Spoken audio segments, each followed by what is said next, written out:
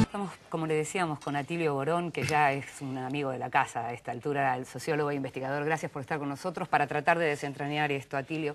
Comentábamos recién fuera de cámara un poco lo que tiene que ver con la imagen que nos daba el secretario general de la OEA anoche, cuando daba su conferencia de prensa en Tegucigalpa, hablando del fracaso de las gestiones diplomáticas. Se lo veía muy enojado a Insulza, se lo veía, era insatisfecho, enojado, como dándose la cabeza contra la pared, como diciendo, ¿cómo puede ser que no encontremos manera de conducir al diálogo y llegar a un acuerdo, digamos, cuando está todo el mundo, precisamente? Es inusual lo que ha ocurrido en Honduras, pero también es inusual lo que ha ocurrido en el mundo en términos de la condena, salvo algunas opiniones que por allí uno ha podido ver, como la del Wall Street Journal, Atilio, y eso te quería preguntar. ¿Puede haber golpes buenos y golpes malos? Aclaremos que el Wall Street Journal tuvo una editorial con una postura un poco ambigua. Decía que el golpe era extrañamente democrático. Sí. No hay golpe bueno. No hay golpe bueno, eso me parece está claro. Y además este es un golpe que está precipitado por una decisión del presidente Zelaya de hacer una consulta, como la que hizo Alfonsín acá en el 84, que algunos de la audiencia se acordarán. Recuerdan sobre el tema del Bigle, que había estado una consulta no vinculante. No era vinculante, ni se proponía nada concreto más allá que eso. Es decir, bueno, como hay elecciones en noviembre, y ellos tienen un sistema por el cual para cada cargo ponen una urna. Presidente, legislador, alcalde, entonces la consulta era, ¿quiere usted que pongamos una cuarta urna para hacer una convocatoria en función de ese resultado a una asamblea constituyente o no?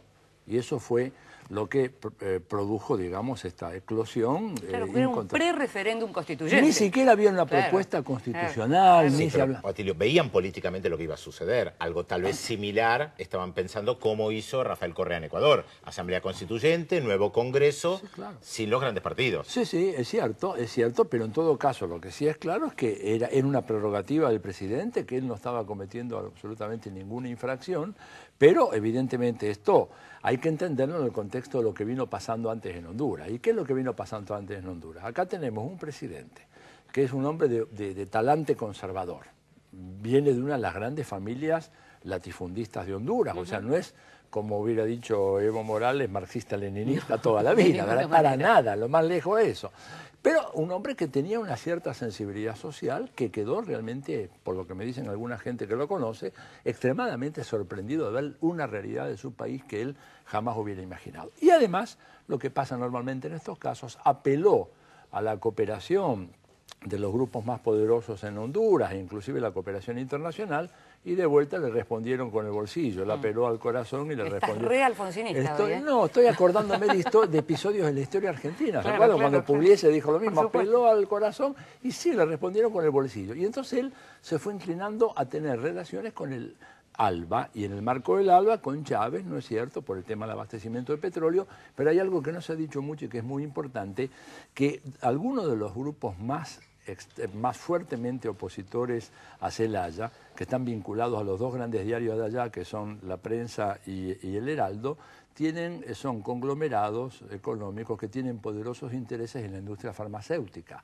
y en la distribución de fármacos en Honduras, que con el ALBA este sector fue perjudicado porque empezaron a entrar medicamentos de origen cubano a un precio mucho más barato, genérico, etcétera, lo cual generó ahí una sensación. Es interesante lo que estás diciendo, porque hay que recordar precisamente los distintos intereses de las corporaciones que las últimas decisiones de Zelaya habían venido golpeando, ¿no? Entre ellas lo de la industria farmacéutica, por supuesto, pero también lo que decíamos en el informe acerca del aumento al salario mínimo, en donde las maquilas quedaron un poquito golpeadas también con este tipo de decisiones. Si bien también es cierto que desde otro lado dicen que, bueno, que al aumentar el salario mínimo también de los empleados del Estado no había dinero para responder a esa decisión. Se dice, pero digamos, no hay mayor evidencia. Acá lo que pasa es que estamos en un terreno donde las conjeturas se sobrepasan claramente. Hay muchas conjeturas. Demasiada conjetura.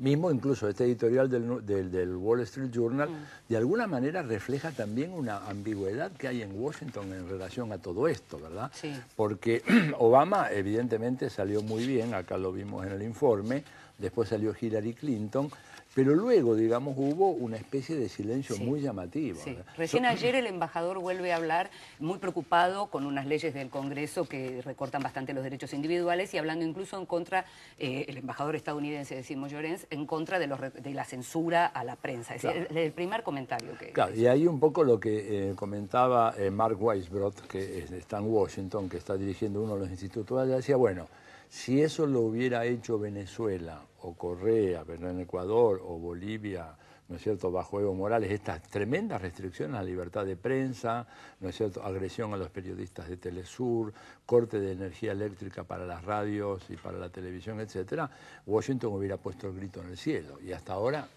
hubo respuestas muy tibias. De todos modos, ayer, por ejemplo, creo que lo conversábamos, Pedro. Ayer Chávez dijo que, entre otras cosas, esto era un golpe contra Obama. Yo coincido bastante también con esa mirada, porque pareciera que hay, ¿no? Estamos viendo, ayer se veía un senador republicano de Carolina del Sur apoyando el golpe. Digamos, se ven algunas figuras republicanas, ¿no? Lo que pasa es que hay como sectores que están diciendo que en realidad Chávez lo estaría arrastrando a Obama a una postura diferente. Por eso Álvaro Vargas Llosa sale y dice, detrás de todo esto está Chávez. Claro, bueno, es el demonio. ¿O cómo puede Obama estar del mismo lado que los Castro que Chávez? Claro, bueno, y eso también salió en el Wall Street Journal diciendo...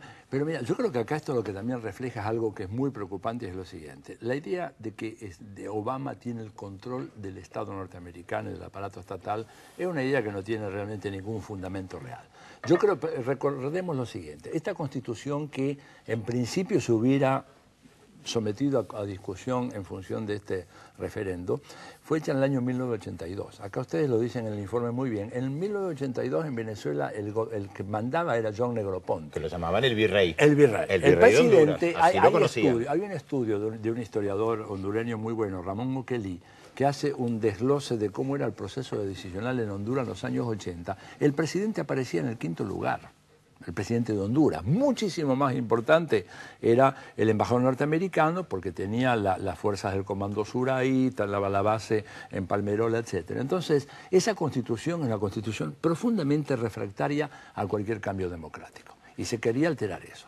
Y que esto beneficiaba, bueno, a los grupos tradicionales del poder en Honduras. Pero por otra parte, en el caso de Estados Unidos, no sería raro que hubiera habido estas vinculaciones entre los militares hondureños y los militares en Estados Unidos que no están conformes con Obama y que tampoco le hacen mucho caso. Sin embargo, el Pentágono suspendió la cooperación militar también, bueno, sorprendentemente. Puede ser, pero creo que ahí habría que explorar un poco cuáles son los hilos de esta vinculación, porque ese fue el ejército más profundamente influenciado por Estados Unidos en la década de los 80. Fue remodelado completamente bajo esta orientación de Estados Unidos y no sería raro. Además, fíjate el modus operandi. Entran a la casa de este hombre encapuchados, militares encapuchados.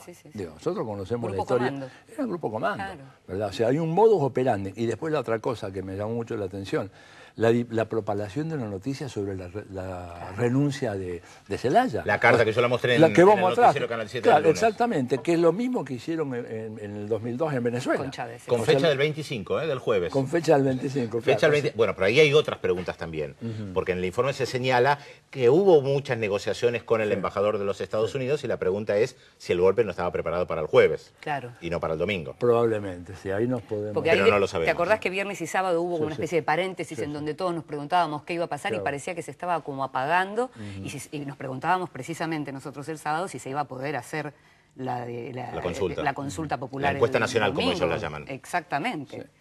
Así que, de todos modos, lo que me parece interesante de destacar es lo que hablábamos, en todo caso, al principio, porque están todo el tiempo tratando de demostrar que ellos lo que están llevando, los golpistas, digamos, el gobierno de facto, es los que están realmente construyendo la democracia en Honduras. Y, de hecho, hubo casi una comparación con Cuba, cuando dijeron, bueno, nos van a aislar, Cuba sobrevivió, dijo alguno por ahí. Sí, están diciendo podemos estar fuera de la OEA. ¿Puede sobrevivir? No, yo creo que no. Mira, ¿Hay como Honduras aislado? Cuba sobrevivió, digamos, en un proceso revolucionario donde había una unidad muy, muy fuerte detrás de ello y en este caso no tienen nada de eso. Hay manifestaciones de ambos lados, pero hay que tener cuidado en una cosa. Honduras no es un país muy urbanizado. Entonces, tenés que, por ejemplo, gente que quiere ir a Tegucigalpa no está pudiendo llegar. Esto estoy teniendo yo información. Sí, San Pedro Sula es la ciudad industrial más importante. Exactamente, no están pudiendo llegar. Entonces, esta gente tiene un cierto apoyo, pero básicamente Zelaya ha concitado un apoyo impresionante. Ahora, pueden buscar una solución tipo Pol Pot, ¿verdad? Que en este escenario de pesadilla, digamos, un cierre total de un pequeño país, imponer una dictadura muy, muy férrea hasta esperar de que Estados Unidos reconozca. Yo creo que va a ser dificilísimo. Yo personalmente... Ya Chávez no les manda el petróleo. ¿De qué van a vivir? Estados Unidos, creo... Vamos a ver qué pasa con Estados Unidos. Los organismos internacionales decidieron suspender también por ahora. Sí. Es decir, Igual podemos seguir con Atilio en el próximo bloque, ¿no? Sí, por supuesto que vamos a seguir. Sí, no hay problema. Pero me interesaba lo de San Pedro Sula, decíamos, porque fue ahí donde se decidió que si Cuba quiere volver a la OEA, puede volver. Y que Honduras tuvo una postura muy firme. Qué significativo también, ¿no? Y esto te explica también el enojo de Insulza, al secretario general, porque al fin y al cabo, él que era el hombre llamado a reconstruir la OEA, de repente no solamente Cuba dice muchas gracias, no vuelvo, sino estos otros, estos gorilas, de repente dicen nos vamos por nuestra cuenta, no nos importa su institución.